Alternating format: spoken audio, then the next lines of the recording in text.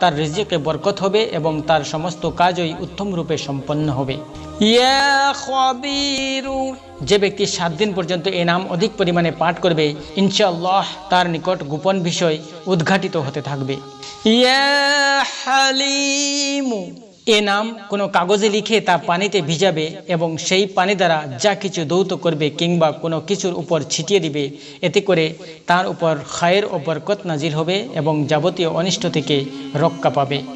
ইয়া আযীমু, যে ব্যক্তি এ নাম বেশি পরিমাণে পাঠ করতে থাকবে, ইনশাআল্লাহ সে অধিক পরিমাণে মান মর্যাদা লাভ করবে। ইয়া গফুরু, যে ব্যক্তি এ নাম অধিক মাত্রায় পাঠ করবে, ইনশাআল্লাহ তার সমস্ত দুঃখ কষ্ট দূরীভূত হবে।